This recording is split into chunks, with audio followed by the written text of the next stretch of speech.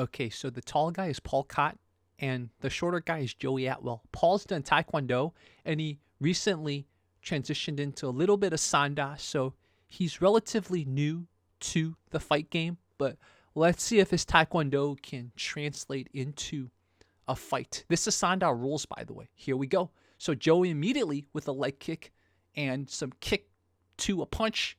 So Paul trying to kick and immediately gets taken down. That's Joey working his Sanda takedowns. So Joey, the shorter guy, just has the dog in him. We've seen him before when he fought Arby.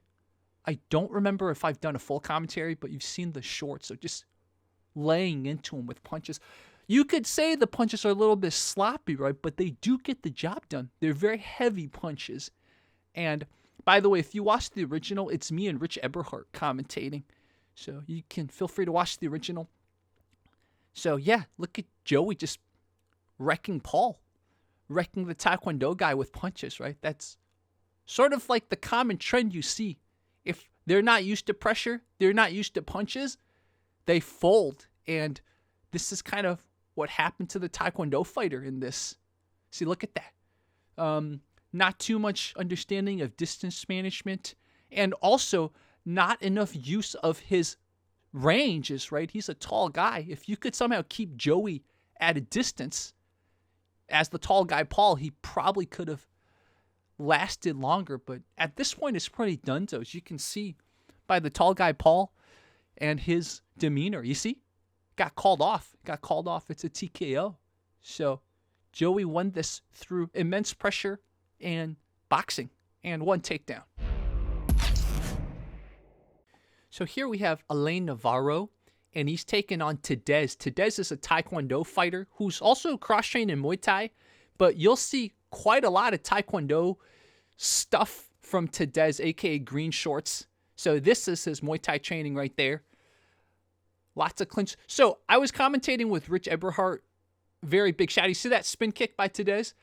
I was so on Tadesz's side. I love Alain, by the way. Alain, amazing discipline, amazing guy. But I honestly thought Tadesz had it because Tadesz was just throwing all kinds of stuff at Alain. But Rich correctly called it. Rich was like, yes, Tadesz has all this crazy stuff, but look at Alain and his discipline. He's sticking to his basics, right? Just some boxing. And his boxing strikes were always hitting. That's what Rich noticed. So me and Rich had a little thing going. I thought Tadesz had it. Tadesz was winning in the clinch. Tadesz was winning in the longer ranges. But Rich was saying, look at Alain and his boxing. He's always hitting. So just pay attention to that. Pay attention to that as we're watching this.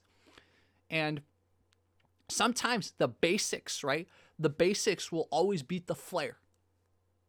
Notice I said sometimes the basics will always beat the flair. That's an oxymoron right there, but you get my point. So, see that? The cross by Alain landed. So, basically, as this match went on, you're going to see that those shots, especially to the body that Alain landed on Tadesz, they added up. See that jab that hit the face? So already, by the way, you can see the Taekwondo guy, green shorts, starting to slow down a little, right? Even though he's definitely won this round, you can see that?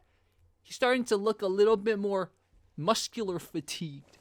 So as this match goes on, especially as we get to the second, the third round especially, you're going to start seeing all the fancy moves wear on our Taekwondo fighter. So again, shout out Alain Navarro.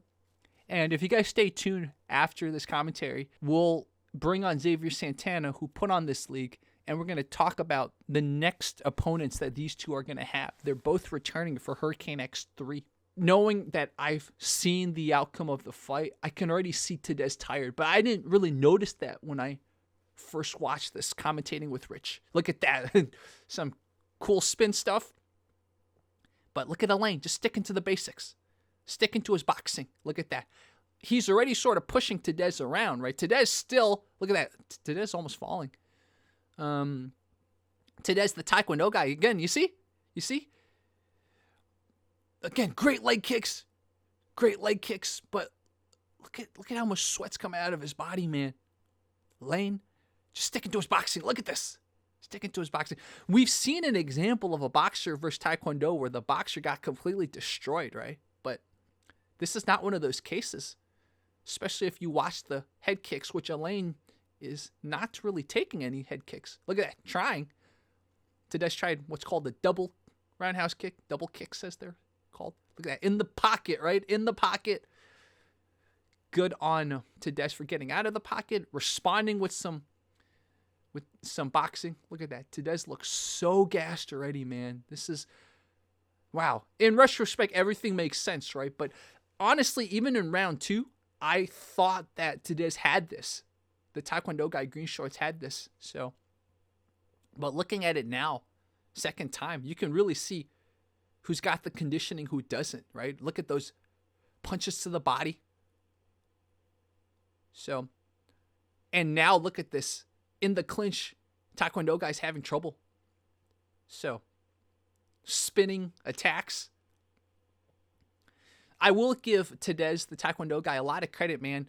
Despite being gassed, he still was like, I'm going to put on a show. So, this is why we are rooting for him as a fighter. We want to see more of him. And we're very excited for his next fight in Hurricane X3. So, again, a lot of credit goes to Alain for just his basic punches, right? Stuck to it the whole match. So now the third round. Watch this. Look at who's pressuring who now. Look at that. Just a body punch to a face, right? The twos. The crosses from Alain are just landing. And then this little moment right here wouldn't count in kickboxing rules. But here we go. Look at that. Clinches aren't effective anymore. Swinging for the fences, our Taekwondo guy. Oof, look at those body to face punches. Yeah.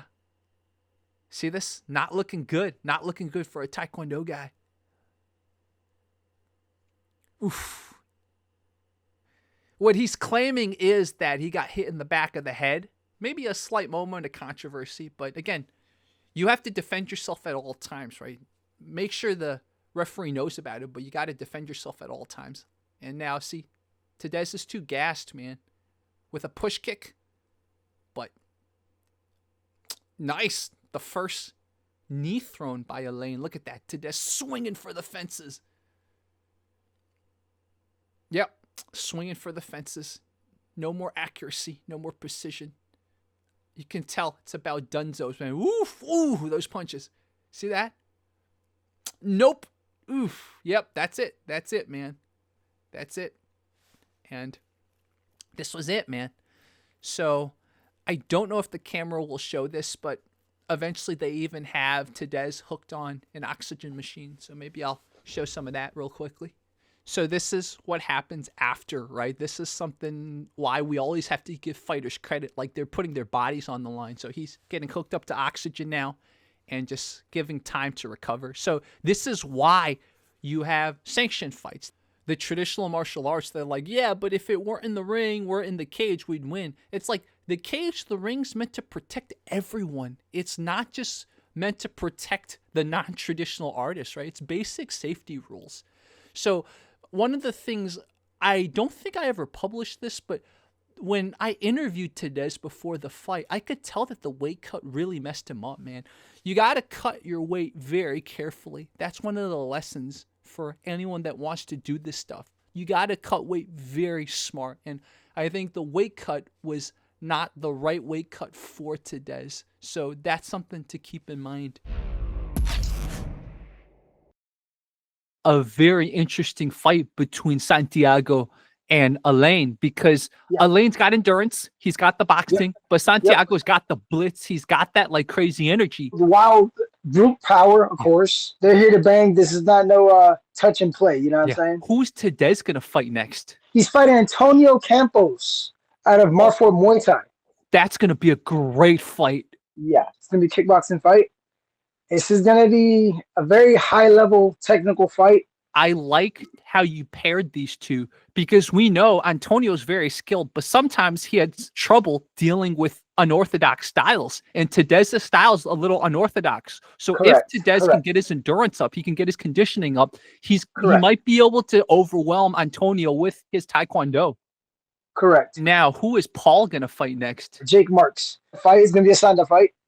And Paul Kot actually has one of the, I believe, one of the Sanda committee members in his corner. Is going to corner him. Yeah, by the name of Yang Pan. So shout out to ASU, Arizona Sanda University, and shout out to the USA Kung Fu Federation as well. The other side, America Combat Team, right? They also have very good coaches. They have Coach Wagner Matthews, I believe, if I'm not mistaken, former UFC fighter. Yeah. And they have high level coaches. They have high level coaches. Joey so far is not going to be on the card, but he is a sponsor, so we might as well give him a shout out. Alpha Fireworks Display, definitely check them out if you guys need fireworks, especially for any events, weddings, you name it. So for everyone watching, we'll do a live stream. This time I'm live streaming the whole weigh-ins, so we're going to get to know all the fighters on the main Fight Commentary Breakdowns channel. So you guys stay tuned for that. We'll have much more information for you guys. And I might also live stream my face and maybe my co-commentator's face during the commentaries. So like we're going to have a lot more stuff for you guys soon. So guys, Xavier will be back and we will have a lot more. Definitely, guys. Definitely.